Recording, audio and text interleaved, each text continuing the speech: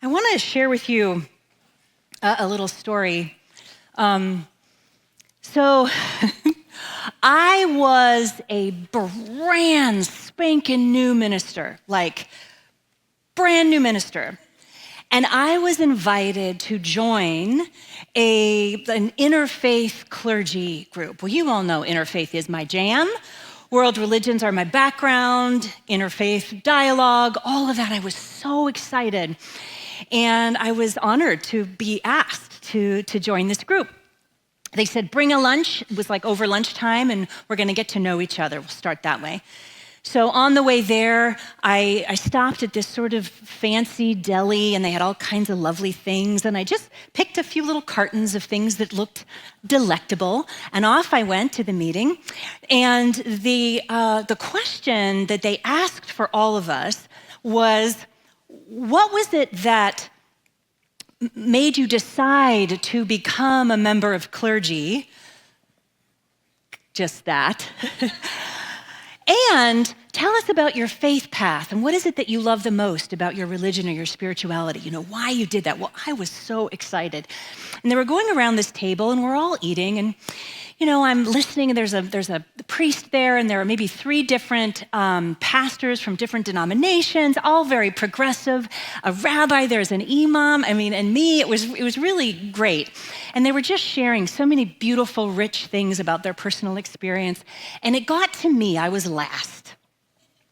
And I started sharing with them why I decided to become a minister. And I was talking about new thought and our practices here around oneness and belonging and no judgment and all of that. And as I'm sharing all of this, every single one of them around the table had a slightly odd look on their face as they were listening to me. And these are progressive people. They're used to interfaith, you know, all of us doing our thing. Isn't that wonderful? But they just, like, there were some kind of furrowed brows. There were some question marks, clearly. One gentleman actually sort of was looking away. And I thought, well, maybe this isn't the group that I thought it was. I mean, my story landed flat, like kerplunk. And I was just like, well, okay. Fine. And I sort of said my goodbyes and thought, well, I'm clearly not welcome here, I guess. It's just, maybe I'm just a little too progressive. I don't know. I get in the car and I start the car and I look in my rearview mirror, adjusting it. Oh my God. My entire mouth and every tooth is neon purple. I had beet salad, like gourmet bougie beet salad with all kinds of fancy beets that made my entire mouth, literally, I'm not joking, turn this color.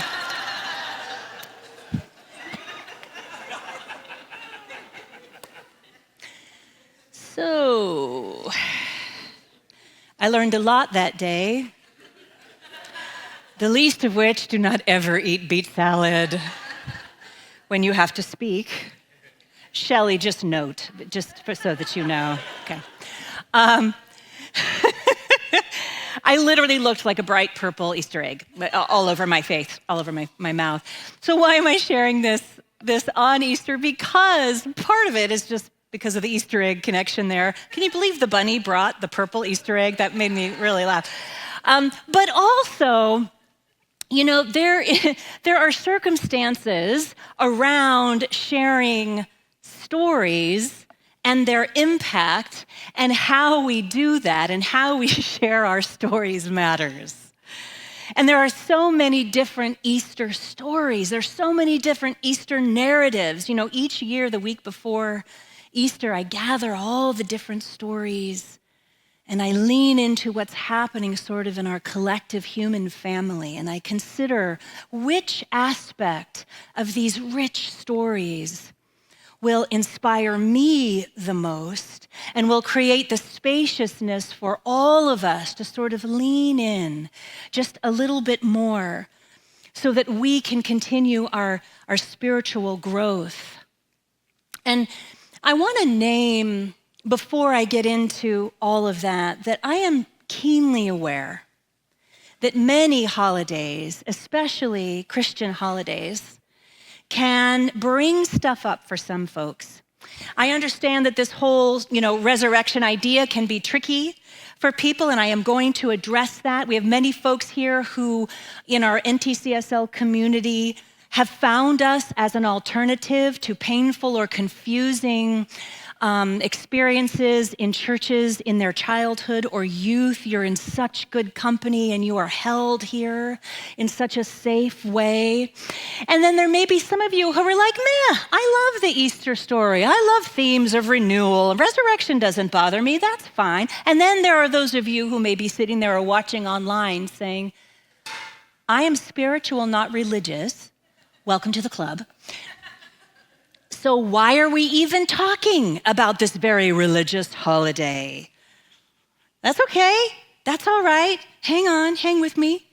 Or you may be sitting there saying, I love all the Easter fun, the celebration of spring and all of that good stuff, but Jesus rising from the dead thing, that just does not work for me. Where is she going with this? I hear you. I hear it all. And I would like to share some ideas that might give you a new thought about Easter, or a way to just understand Easter that is perhaps different than the way you may have originally been taught about it. My sincere hope is that I give you something today that is relevant for you this year of 2025 that we have all found ourselves in. So to begin this conversation, it's important to really get that people from the ancient world, and this includes people who practiced Hinduism and Buddhism and Taoism and Sikhism, etc., as well as those who practiced Judaism and Christianity, understood that the stories told, for example, in the Hebrew and Christian Bibles, also referred to as the Old and New Testaments, they were based on metaphors. That's what they were. The stories were metaphors. This idea of taking the Bible literally is actually historically very, very modern. It's a new and modern idea. They were never originally meant to be taken literally. Every single character in the ancient stories, and I'm talking the Bhagavad Gita and on, they were meant to represent an aspect of ourselves. We were meant to see ourselves mirrored in those stories so that we could grow, to help us live better, easier, more aligned and harmonious lives. And furthermore, many of these stories, I think it's important to note, were actually the retelling of earlier myths that the ancients knew very, very well. Consider that Jesus himself taught in parables. He taught using the power of the story. This is how the ancient world operated and how we here in New Thought understand these extraordinary stories found in scriptures across millennia and across faith traditions. So before I dive in, for any of you who may be visiting for the very first time, a couple of things that I just want to share with you right off the bat. In New Thought, in our New Thought teaching, you are invited to use whatever word you are comfortable with for God. God, Spirit, Source, Universe. My word for God is love, but we use them interchangeably here. There's no wrong way to refer to the divine. And in any given service here at the New Thought Center for Spiritual Living, you will hear quotes and stories from all of the great faith traditions. Notice our banner here has the symbols of all the great faith traditions, all of the ancient wisdom. We have an interfaith altar here that we have very purposefully and mindfully. We are also a metaphysical teaching. Metaphysical simply means metaphysical, beyond the physical. So we are here to get really curious and ask the big questions. We do not subscribe to this idea that there is only one way to experience God. that feels very exclusive, and we are fully inclusive in our understanding of the divine. We honor the wisdom of all faith paths. And to that, we do not understand or believe that God or divinity is a deity or a man up in the sky. Rather, we understand divinity or God is right here in all things. It's the divine presence that is present in our lives. We also do not believe in a place called hell because our God is loving.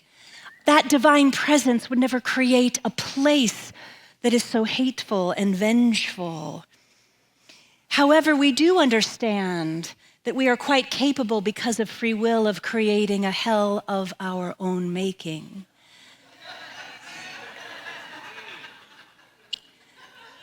And note, a hell of our own making often starts in our own minds. And we understand that we are accountable for the choices that we make. We are accountable for this. We can't blame it on anyone else. It's the choices that we make. And to this, we believe in the absolute extraordinary power of forgiveness, self-forgiveness, and the forgiveness of others. Because everyone is invited and included and embraced as an original blessing. This might be very different from those of you who were raised with the doctrine that you were an original sin. I cannot think of anything more painful. You are an original blessing. You are loved. You are loved. You are loved. You are loved. And I think more than anything, in the New Thought philosophy, we understand and we live out the spiritual belief that we belong to each other. We belong to each other. We believe that this is a loving universe, and we co-create with the divine, with spirit. And by the sheer fact that we are all here, we are here to care for one another and help make this world a better place for each other and all of creation. That is my summary of New Thought every Easter. But I think it's important, we're fully transparent here, and I want you to know before we engage in this conversation where we're coming from. The place that we're coming from is absolute love. So that taken care of, just stick with me here. So the very first account of the resurrection of Jesus happened before the 4 Gospels were even written. Here is what we know. About 20 or 25 years after the death of Jesus, in the Christian Bible, in the New Testament, it is in 1 Corinthians that Paul writes the following. Jesus died, was buried, and on the 3rd day, he was raised from the dead. He appeared to Peter and to the 12 and many more. Period. Happy Easter. That was the original story. Jesus died, was buried, and on the 3rd day was raised from the dead. He appeared to Peter and the other 12 and many others. But over time, because we're talking about stories today, over time, there were 4 more totally different versions of the Easter story, all wonderful, but different. And this year, I went with the last and final version of the Easter story. It's from John, and it was written about 50 to 60 years after the death of Jesus. And I find it to be the most beautiful, beat-free version of the story. So in this version, which is my favorite, after Jesus has died in the story, his body is placed in a cave and a large boulder is placed in front of the entrance. And by now, the writers have included women in the story. However, in this version, the focus is on the relationship between Mary Magdalene and Jesus. And it's far more personal. And as the story goes, on the third day after his death, Jesus appears to Mary Magdalene as a gardener. And there's this beautiful exchange in the garden where she doesn't recognize him. And he simply says her name, Mary.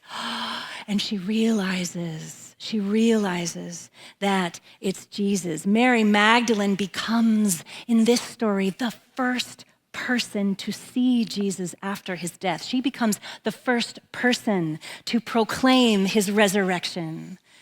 And in a world where women's testimony wasn't legally valued, the author understood that Jesus trusting her with this most important message, giving this most important message to a woman, was truly radical and affirming for the time. I think that's why it's my favorite version. My mama always told me Jesus was the first feminist. Because this fifth version, if you will, is written in such a personal way, it helps us relate to the whole story more personally. So, personally, when we think of Easter, we think of bright colors and bright Easter eggs and trumpets and bright colors and springtime and amazing choirs singing. And it's magnificent. But here's the thing. The resurrection and Easter are two different things. We forget that. Historically, many doctrines have forgotten that. The resurrection does not happen on Easter. The resurrection does not happen in the light of day. Easter means dawn. Resurrection means to rise up. The resurrection happens in the darkness of the cave with the entrance closed. The resurrection is the rising up that allows the strength to move the boulder and step out into the Easter, the dawn. For any of you who have been in 12-step or recovery, you know exactly what I'm talking about. That sort of rock bottom of the cave, if you will, that strength that is summoned in that moment to decide to have a new thought, to decide to rise up, that resurrection, to decide to rise up and move and change and transform. A modern day version word of resurrection is transformation. Transformation always happens in the darkness. It happens in the chrysalis. It happens in the womb. It happens in the seed and the soil. The dawn is the celebration of the resurrection. The dawn, the Easter, is the celebration of the transformation. The East Indian Jesuit father, Pratap Naik, wrote, "Each time we love again after having our love rejected, we share in the power of the resurrection. Each time we hope again, after having our hope smashed to pieces, we share in the power of the resurrection. Each time we pick up the pieces, wipe our tears, face the sun, and start again, we share in the power of the resurrection." The whole point of Easter, from the New Thought perspective, which is different from the traditional Christianity, the metaphysical, metaphorical, and spiritual perspective, is that Easter reminds us that what we think we cannot do, we actually can do. What we expect to be the end isn't ever the end. And we don't have to return to the tomb or the cave or the chrysalis of our past. It is always possible for a challenge or even a tragedy to turn into triumph. Always. Each one of us has triumphed over something in our lives. It's the shared human experience. The metaphysical interpretation of the resurrection is the transformational journey from fear to faith, from darkness to light, from inner bondage to absolute freedom.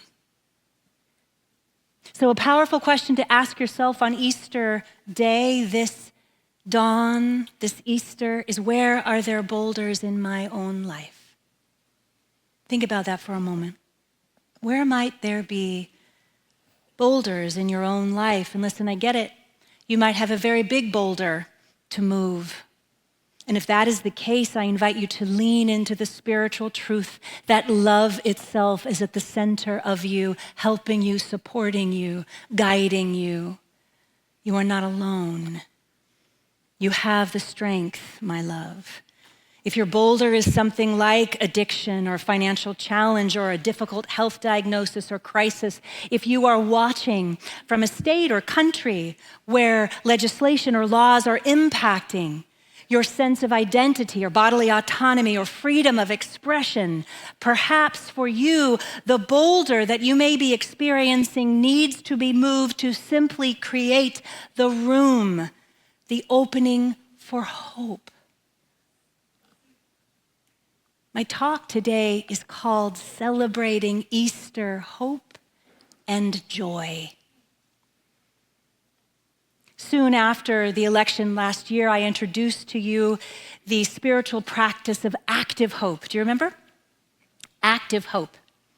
The 20th century philosopher Edmund Husserl called hope directed intentionality. Isn't that delicious? Hope is directed intentionality. Active hope, my friends, is a practice. It is like anything. It's like meditation or cooking or gardening or walking daily. Active hope is a practice. It is something we do rather than something we just have. It is a decision. It is a process that we can apply to any situation. Utilizing directed intentionality, we saw active hope in the marches and the protests yesterday all over the country. Thank you to those of you who marched. And if you are unable to march, thank you for watching those and supporting them online and on television. Hope is a muscle, and it is the precursor for change. I will not stop saying that. Hope is a muscle, and it is the precursor for change. It is what gets us up and makes those signs and gets us to the town hall, the rally, the marches, the conversations that we're having. Hope gives us the spaciousness to roll up our sleeves and do the work. Hope gives us the strength to get up from the floor of the cave of whatever it is that you are moving through and push that boulder aside. You are not alone in that. Hope always leads to transformation. It can't not. Hope always leads to transformation. So, when I am in need of remembering hope, when I am in need of a shot of hope, if you will, I will often pick up a little book that I love so much by Rabbi Sharon Brous called The Amen Effect. We did a series on that a while back. And in it, she tells the story about a friend of hers who attends a Caribbean church in Los Angeles. And one day, the minister of their congregation said, say you're walking in downtown Los Angeles or Chicago or New York, and a very upset man runs down the street screaming and cursing, and he has no clothes on. What do? Most of us, he said, would briskly cross the street. That guy is unwell, we think. But say you live in a tiny town of maybe just 50 households. You know that man. And you know that that man experienced a tragedy the week before, that he lost everything in a fire. The fire burned his house down and he's completely distraught. Your reaction would be completely different. You know that man, his name is Henry, and you would go to Henry and you would say, Henry, let me help you. Let me give you clothes and a warm place to stay and a meal.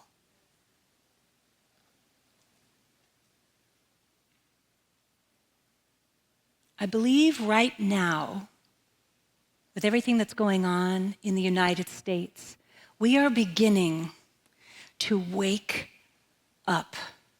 We are beginning to shift our collective consciousness from a stranger who is unwell to Henry, my neighbor, or Kilmar Abrego Garcia, my brother. If you don't know the name Kilmar Abrego Garcia, please look it up. Or the thousands of fired federal workers. They somehow are now in our community. The farmers and the small business owners who've been crushed financially by all of the administration's decisions as of late, they're part of our village too. The universities that are being asked to be fully censored or they will lose their funding, they are part of our family. The preschool children, over 1 million of preschool children and their parents who are facing the ending of the funding of Head Start, they too are in this circle of love. Do you see? It is not just that person is unwell. It is a member of my family is hurting.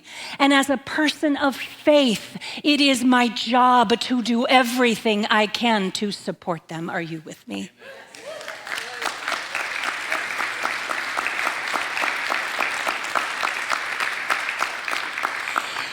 And if you have been to a rally or a march, or you have watched one online, and they are everywhere, happening all the time, and we do them here. I'll tell you more about that in a moment. You feel this circle of love. You feel that we are part of this family. A shift has happened. There is direct intentionality and active hope as we together are moving the boulder. Together. Activist and author Valerie Kaur wrote, "The call to love beyond our own flesh and blood is ancient. It echoes down to us on the lips of indigenous leaders, spiritual teachers, and social reformers. Guru Nanak, through the centuries, called us to see no stranger, the Buddha to practice unending compassion, Abraham to open our tent to all, Jesus to love our neighbors, Mohammed, peace be upon him, to take in the orphan, Mirabai to love without limit. It is the ancient Sanskrit truth that we can look upon anyone or anything and say, Tattvam Asi, I am that. It is the African philosophy Ubuntu, I am because you are.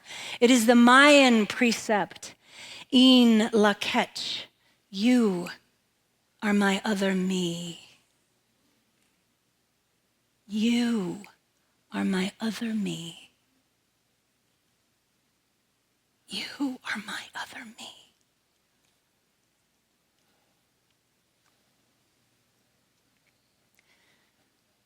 This is nothing new, and we are here for it. We're here for it. Jesus, the man, was an extraordinary activist. On the last night of his life, he could have done anything, and what did he do? He taught his disciples how to wash the feet of others. He taught them the activity of loving another human being. He could have done anything. He gave them an action to do.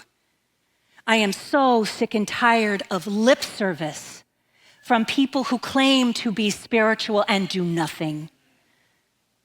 That is not what Jesus taught. He taught to take care of the least among us. If he had one of his greatest messages, I think that was it. That was it. Oh, can you imagine if he was just walking around today? I think about this sometimes. I'm kind of nerdy like that. Like I think about, a super conservative so-called Christian community that are supporting ICE. Can you imagine if Jesus walked in, just said, let's talk. I think you're missing the point. Here's the deal. Here's the deal, my friends. Hope is huge right now. Hope is huge right now. I have come to the conclusion that hope is a part of this equation, this spirit-led social activism that we are all a part of. And if you're new, again, please check out our website, newthoughtcsl.org, and you can click on spirit-led social activism, and you can see all the ways that we are doing our best to wash the feet of those who need it. But it requires hope. It requires hope. And I've come to this idea. I think Active Hope has a dance partner, and her name is Joy. Her name is Joy.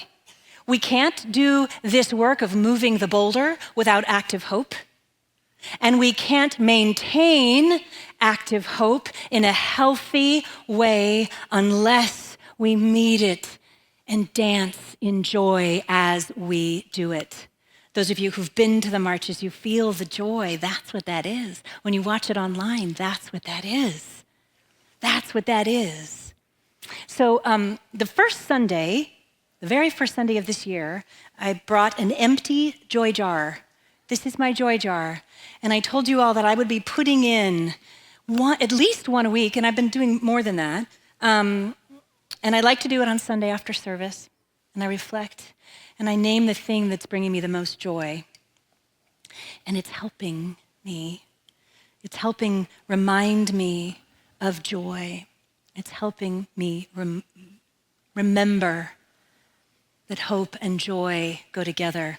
Brené Brown defines joy as an intense feeling of deep spiritual connection, pleasure, and appreciation. So joy is connected to a feeling of divine connection. In our New Thought teaching, we use the word joy often as an example or an attribute of God or Spirit or Source. Researcher Matthew Quan Johnson wrote that while experiencing joy, we don't lose ourselves, we become more truly ourselves. Isn't that great? When we're in true joy, we are more truly ourselves. And so in order to ensure that in the midst of all of this, as we collectively are moving the boulder, as we are collectively participating in the transformation that is happening in this country, we must also celebrate joy in every possible way that we can. It is a spiritual practice, and it's crucial for our individual and collective well-being. It is strategic for our health and peace moving forward. And so, again, inspired by my beloved Rabbi Brous, we're going to create an NTCSL joy wall. What is a joy wall? Let me tell you. Okay. All right, when you walked in here, you received an index card. Thank you, Lynn. And if you don't have one in front of you, there should be one in the pocket in front of you. And those of you online, hang tight. I've got a plan for you too. So our ushers and greeters have them. If you need any or a pen, just raise your hand. If you are in need of an index card or a pen, raise your hand and someone will come to you. Let's see, we can help you there. Thank you very much. Hang tight. We're coming. There should be a card, in front of you there. You can hand one to someone. And what I'd like for you to do, and those of you online, we're going to do a process in a moment here. Thank you for helping with that. Thank you. We're going to write on our card, what is bringing me joy this day? What is bringing you joy? What is bringing you joy? If you write it, it will stay with you. It amplifies it. And then what we're going to do after service is Mary Kinghorn, our amazing facilities manager, she's over there in the corner. She created a beautiful wall, like a big bulletin board wall, and it's called our Joy Wall. And I'm going to invite all of us here to go downstairs. Even if you've got a great brunch you're going to, fabulous. We have a great brunch here. We've got a lot of really good food. Christoph is doing the food. It's chef. It's going to be great. But before you do that, just put your proclamation of joy on the board. Why? Because joy is contagious. Because we can all use that and go down there and remember at a day when we're having a difficult time that there is so much joy in the world. Let's share our joy together. So I'm going to invite you to just take a breath. And those of you at home, you can write, if you're on our YouTube right now, you can type it in the chat box. Or if you like, those of you can just open up your email office@newthoughtcsl.org. And in the subject line, put my joy and type what your joy is, and one of our staff members will go ahead and make that card for you. You can sign your name or not, whatever you're comfortable with, but let's just take a moment, a nice deep breath. Feel that joy, feel that dawn, feel the active hope. Let's dance with joy for a moment and write down on your card, what is it that's bringing you joy? Let's just do that for just a moment. What's bringing you joy? Write it down. Amplify it. Let's make it bigger together. Let's grow our joy together.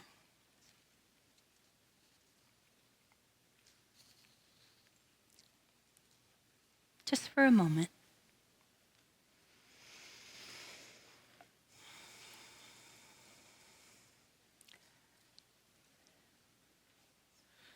I'm seeing smiles. That's nice. What's bringing you joy? I have so many things that are bringing me joy. I think I would have to get an extra card.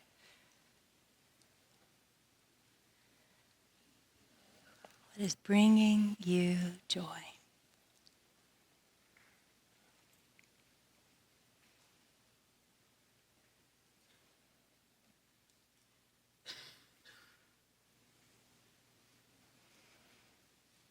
Maybe just another minute or so.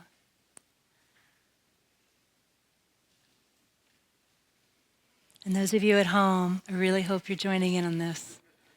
Type it in the chat box, write it in that email, office@newthoughtcsl.org. We will elevate your joy. All right, so again, hang on to those. And I invite you to come downstairs and just put it on our joy wall. It's an affirmation. It's an affirmation of joy. And it's so important right now. The Hindu philosopher Rabindranath Tagore wrote, "Joy is the realization of the truth of our oneness."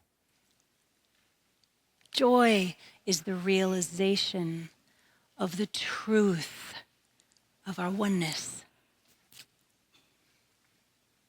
And so we are here this day to celebrate active hope and holy joy and the timeless message of Easter across millennia. That on the other side of suffering, of the boulder, there is something very, very good that always awaits us. And so my friends, as we work together with this directed intentionality and active hope and joy and joy. Let us continue to move this boulder together, to step into the light and the support of this beloved spiritual community, this beloved spiritual family. You are not alone. You are so loved. Happy Easter. I love you so much. Thank you. Thank you.